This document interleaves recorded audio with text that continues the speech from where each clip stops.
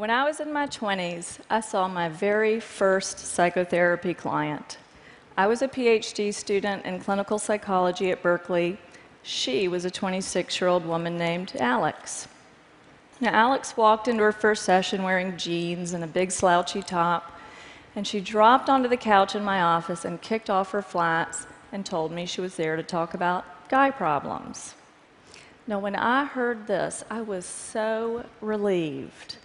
My classmate got an arsonist for her first client. And I got a 20-something who wanted to talk about boys.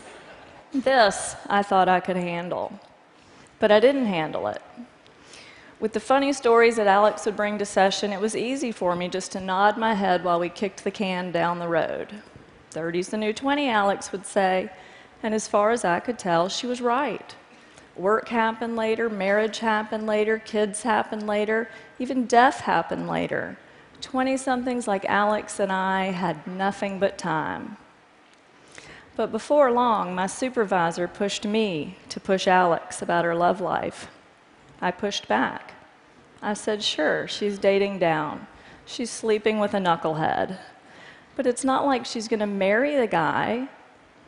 And then my supervisor said, not yet. But she might marry the next one. Besides, the best time to work on Alex's marriage is before she has one. That's what psychologists call an aha moment. That was the moment I realized 30's not the new 20. Yes, people settle down later than they used to, but that didn't make Alex's 20s a developmental downtime. That made Alex's 20s a developmental sweet spot, and we were sitting there blowing it. That was when I realized that this sort of benign neglect was a real problem, and it had real consequences. Not just for Alex and her love life, but for the careers and the families and the futures of 20-somethings everywhere. There are 50 million 20-somethings in the United States right now. We're talking about 15% of the population, or 100% if you consider that no one's getting through adulthood without going through their 20s first.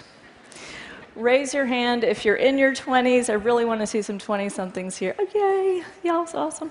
If you work with 20-somethings, you love a 20-something, you're losing sleep over 20-somethings, I want to see, okay, awesome, 20-somethings really matter.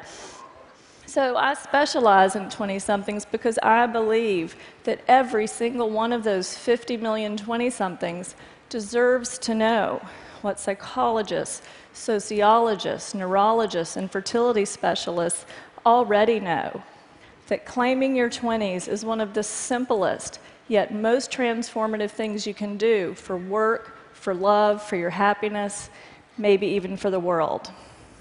This is not my opinion. These are the facts.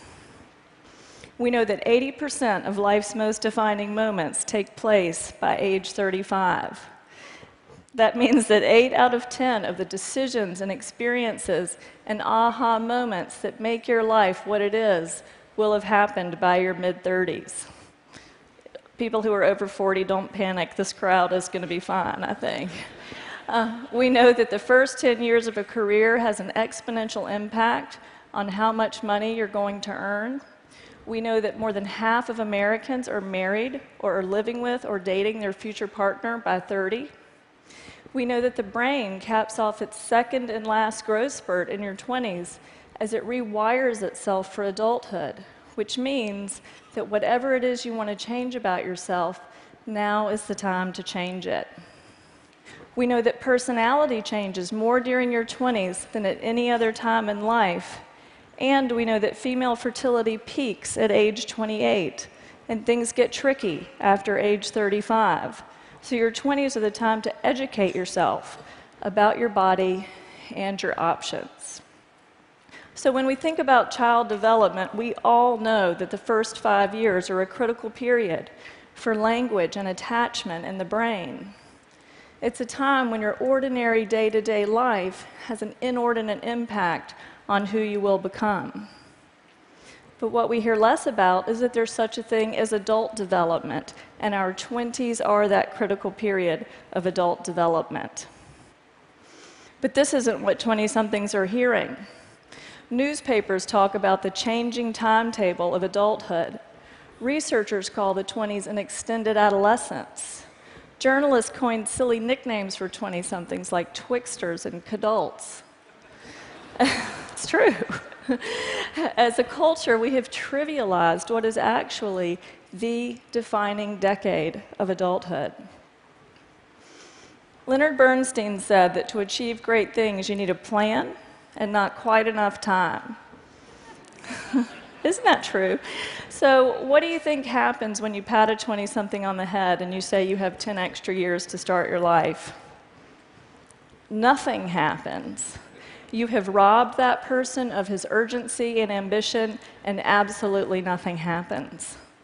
And then every day, smart, interesting 20-somethings like you or like your sons and daughters come into my office and say things like this. I know my boyfriend's no good for me, but this relationship doesn't count. I'm just killing time.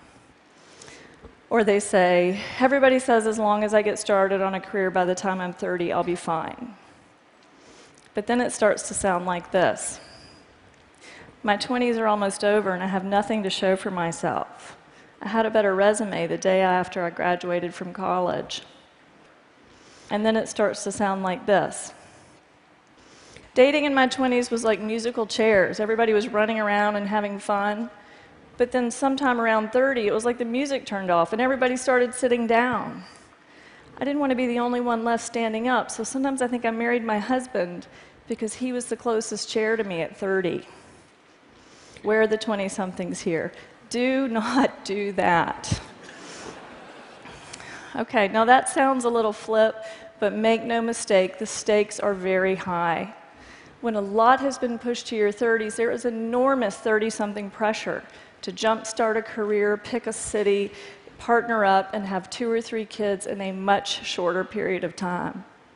Many of these things are incompatible, and as research is just starting to show, simply harder and more stressful to do all at once in our 30s.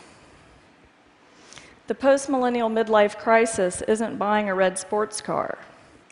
It's realizing you can't have that career you now want. It's realizing you can't have that child you now want, or you can't give your child a sibling. Too many 30-somethings and 40-somethings look at themselves and at me sitting across the room and say about their 20s, what was I doing? What was I thinking? I want to change what 20-somethings are doing and thinking. Here's a story about how that can go. It's a story about a woman named Emma. At 25, Emma came to my office because she was, in her words, having an identity crisis. She said she thought she might like to work in art or entertainment, but she hadn't decided yet, so she'd spent the last few years waiting tables instead. Because it was cheaper, she lived with a boyfriend who displayed his temper more than his ambition. And as hard as her 20s were, her early life had been even harder.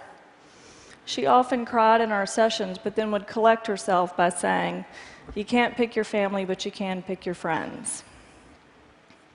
Well, one day, Emma comes in, and she hangs her head in her lap, and she sobbed for most of the hour.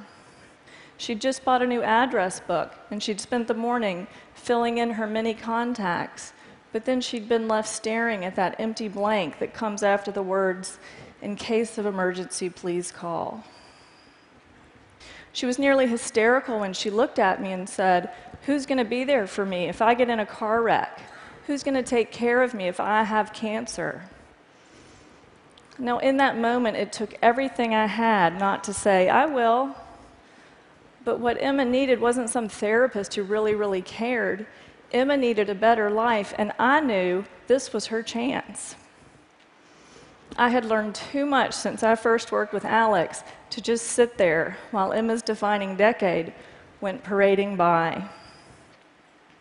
So over the next weeks and months, I told Emma 3 things that every 20-something, male or female, deserves to hear. First, I told Emma to forget about having an identity crisis and get some identity capital. By get identity capital, I mean do something that adds value to who you are. Do something that's an investment in who you might want to be next. I didn't know the future of Emma's career, and no one knows the future of work, but I do know this: identity capital begets identity capital. So now is the time for that cross-country job, that internship, that startup you want to try. I'm not discounting 20-something exploration here, but I am discounting exploration that's not supposed to count. Which, by the way, is not exploration, that's procrastination. I told Emma to explore work and make it count. Second, I told Emma that the urban tribe is overrated. Best friends are great for giving rides to the airport, but 20-somethings who huddle together with like-minded peers limit who they know, what they know, how they think, how they speak, and where they work. That new piece of capital, that new person to date, almost always comes from outside the inner circle. New things come from what are called our weak ties, our friends of friends of friends. So yes, half of 20-somethings are underemployed. But half aren't, and weak ties are how you get yourself into that group. Half of new jobs are never posted, so reaching out to your neighbor's boss is how you get that unposted job. It's not cheating, it's the science of how information spreads. Last but not least, Emma believed that you can't pick your family, but you can pick your friends. Now, this was true for her growing up, but as a 20-something, soon Emma would pick her family when she partnered with someone and created a family of her own. I told Emma the time to start picking your family is now. Now, you may be thinking that 30 is actually a better time to settle down than 20 or even 25, and I agree with you. But grabbing whoever you're living with or sleeping with when everyone on Facebook starts walking down the aisle is not progress. The best time to work on your marriage is before you have one, and that means being as intentional with love as you are with work. Picking your family is about consciously choosing who and what you want, rather than just making it work or killing time with whoever happens to be choosing you. So what happened to Emma? Well, we went through that address book, and she found an old roommate's cousin who worked at an art museum in another state. That weak tie helped her get a job there. That job offer gave her the reason to leave that live-in boyfriend. Now, 5 years later, she's a special events planner for museums. She's married to a man she mindfully chose. She loves her new career, she loves her new family, and she sent me a card that said, "Now the emergency contact blanks don't seem big enough." Now, Emma's story made that sound easy, but that's what I love about working with 20-somethings. They are so easy to help. 20-somethings are like airplanes just leaving LAX, bound for somewhere west. Right after takeoff, a slight change in course is the difference between landing in Alaska or Fiji. Likewise, at 21 or 25 or even 29, one good conversation, one good break, one good TED Talk can have an enormous effect across years and even generations to come.